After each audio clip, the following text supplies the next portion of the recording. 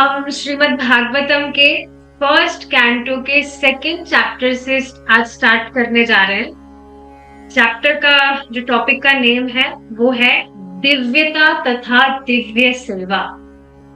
पहला हमारा जो चैप्टर था उसका टॉपिक था मुनियों की जिज्ञासा। जिस तरह से आप देखेंगे मुनियों ने क्वेश्चंस किए थे, अपनी जिज्ञासा प्रस्तुत कर रहे थे। सेकंड चैप्टर का जो टॉपिक है वह है दिव्यता तथा दिव्य सेवा। अभी क्या है वो हम जब पढ़ेंगे वर्सेस तब हम समझ पाएंगे। ठीक है, हम सबसे पहला श्लोक देखेंगे आज। Please sing with me. व्यास उवाच इति संप्रश्न संहृष्टो विप्राणां रोमहर्षणि प्रतिपूज्य वचस्तेषां प्रवक्तुम् उपचक्रमे।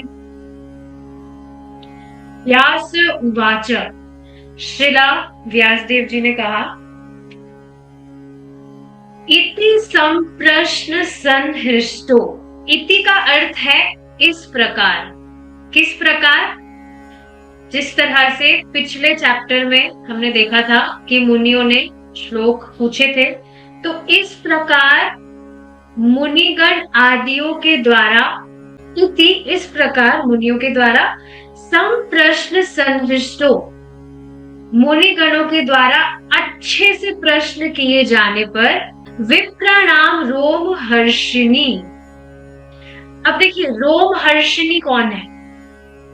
रोमहर्षिणी का अर्थ है रोमहर्षण के पुत्र। रोमहर्षण के पुत्र कौन है? सूत गोस्वामी जी।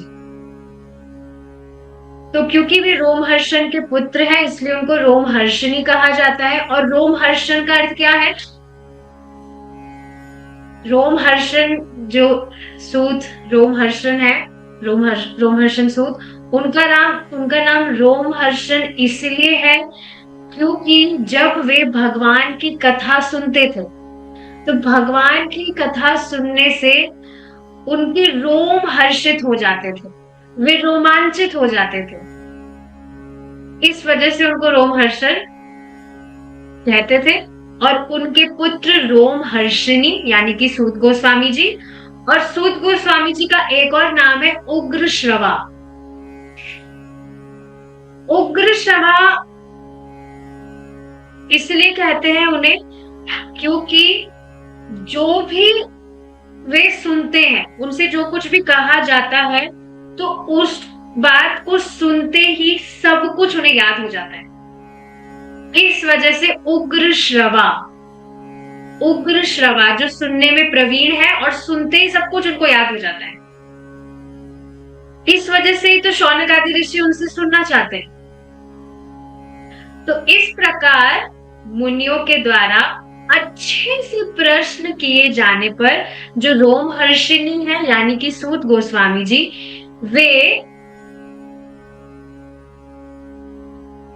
क्या हुए?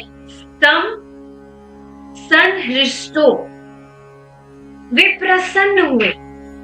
उनसे पूछे गए प्रश्न सुनकर वे बहुत प्रसन्न हुए। और प्रश्न पूछने के बाद उन्होंने क्या किया? प्रतिपूज्य वचस्तेषां प्रवक्तुम् उपचक्रमे।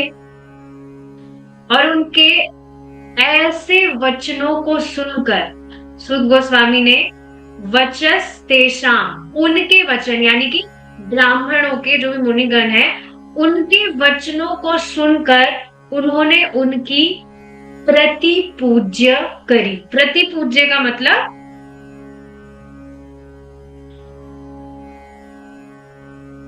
ही थैंक्ड हिम, मतलब उनका जो हृदय है वो ग्रैटिट्यूड से भर गया। आपका जब हृदय ग्रैटिट्यूड से भर जाता है किसी व्यक्ति के प्रति तो आपका क्या मन करता है? आप बस उसको थैंक यू बोलते रहे, thank you thank you thank you.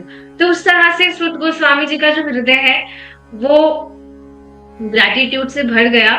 और प्रतिपूज्य मतलब बस वो थैंक यू के अलावा कुछ बोल ही नहीं पाए। इस तरह से उनका भाव था।